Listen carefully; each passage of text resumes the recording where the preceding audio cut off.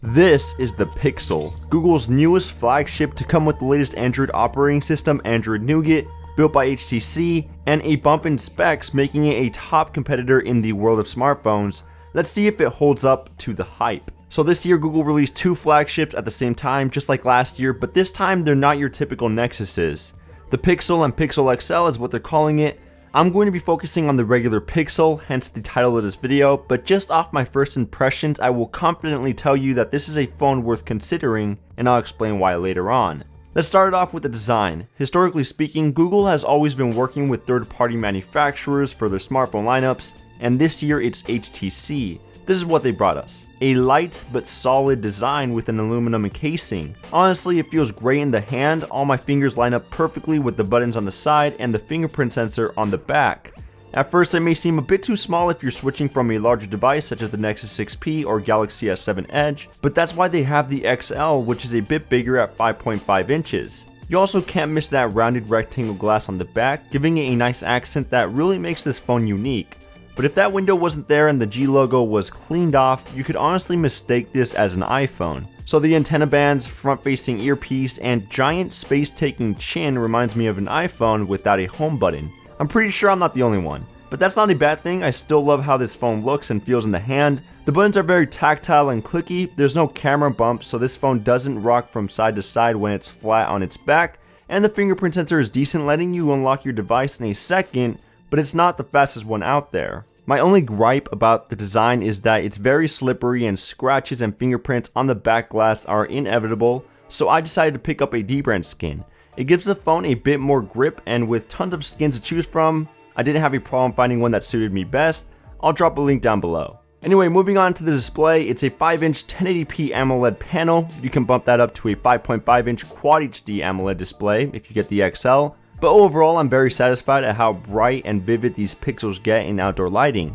It's not going to outshine some of the best panels on the market, such as the Galaxy S7, but it does come close. Viewing angles are great, colors are a bit oversaturated, but there is an sRGB mode in the developer settings for a more accurate look, but it's not going to be as dramatic as a Samsung Galaxy display. And at 1080p, you can expect some great battery life and performance, as it's not pushing out as many pixels. Watching videos and playing games on this screen is very intriguing, and the downward-facing speakers also add to that experience. Sure, it's not a front-facing stereo like the Nexus 6P, nor is it louder, but it definitely sounds more natural. It's less distorted at its high points, and still gets decently loud. So the speakers, they're not going to disappoint, but it's not going to be something to get hyped about. What is going to hype you up is the software. As we all know, Android 7.1, otherwise known as Android Nougat, is a huge step up from Marshmallow, and the Google Pixel is the only way to experience all these new features, as some are exclusive to this phone.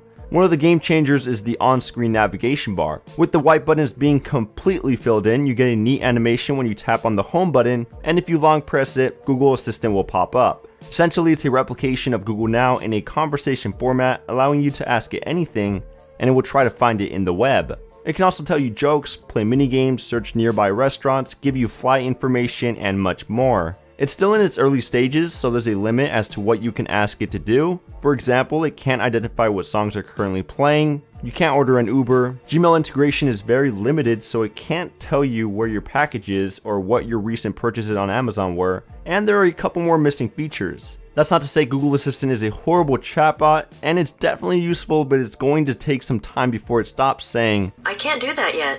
And if you're wondering what happened to Now on Tap, it's still there, you just have to swipe up when Google Assistant appears, and it's now called Screen Search. Another obvious change is the Pixel Launcher. It features rounded icons, new animations, the swipe up gesture for the app drawer, and beautiful live wallpapers that make it seem like you're overlooking the horizon, or the Whitehaven Beach in Australia, or even the world. Plus, with launcher shortcuts, you can long press on an icon to bring up narrow commands. For example, if you long press on YouTube, you can tap on trending to automatically take you to all the trending YouTube videos, or if you long press on your phone, you can speed dial some of your favorite contacts. I think it's a very creative feature, but I'm not sure if I would use these all the time, unless I happen to memorize what shortcuts each app provides.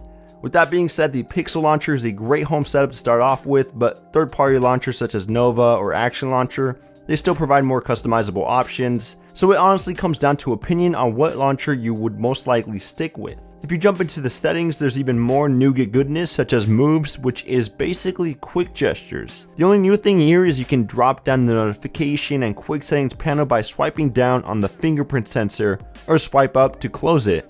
All the other gestures were already possible, they're just in a more centralized area now. There's also a nightlight feature to tint your screen red and reduce strain on your eyes at night, an enhanced Google backup that now automatically stores your apps, app data, contacts, SMS, Wi-Fi passwords, call history, and settings all on Google Drive, and a support section to call or chat with a Google representative whenever you need help with your device. Not to mention that there's also minor changes that are worth noting, such as the blue accents all around the UI, new animations when you tap or swipe on something, and a restart button in the power control menu.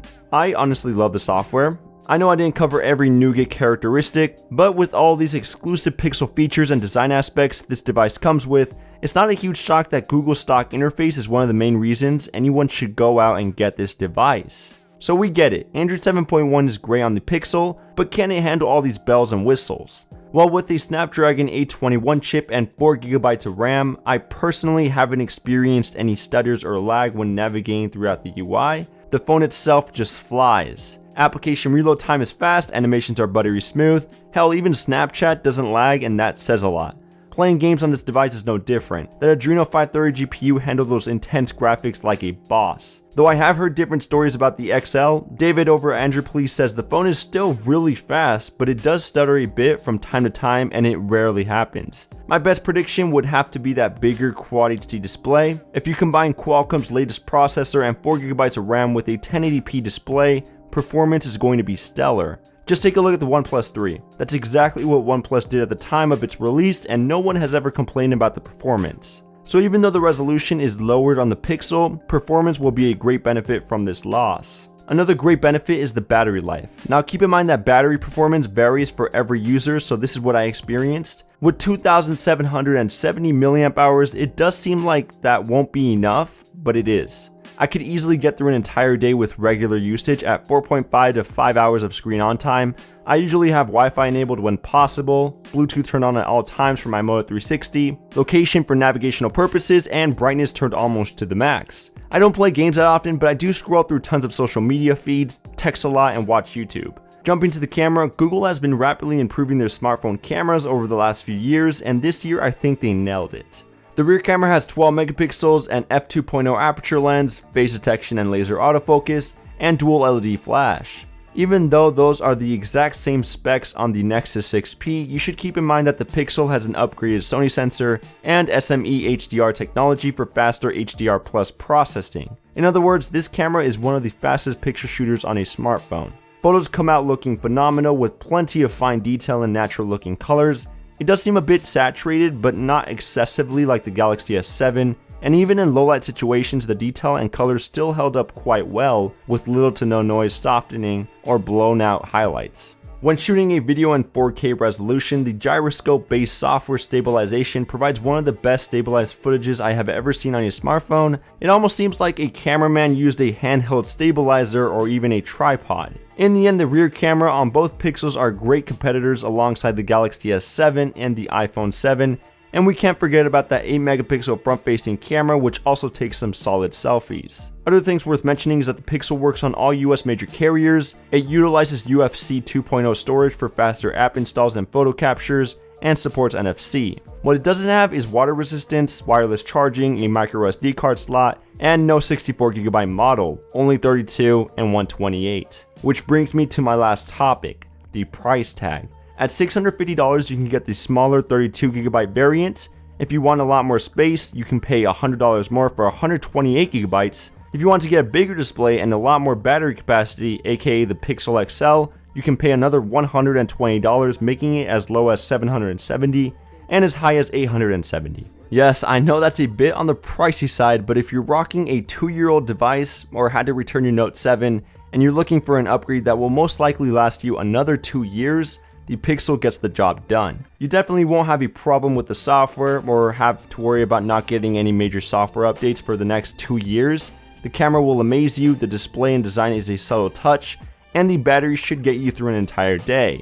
If you're coming from a Nexus 6P or Galaxy S7, unless you really want those Pixel exclusive features, I would just hold on for now because it's not going to feel like a huge upgrade. The bump in specs are nice on paper, but when you actually use it, it'll feel like any other flagship released this year. Still, I really like what the Google Pixel provides, and because of that, I plan on using this as my daily driver. Well, that's my full review of the Google Pixel. Let me know in the comments if you'll be upgrading to the Pixel anytime soon, and make sure to give this video a thumbs up if you enjoyed it. Check out AndroidPolice.com for some great Android news, and I will see you guys in the next one.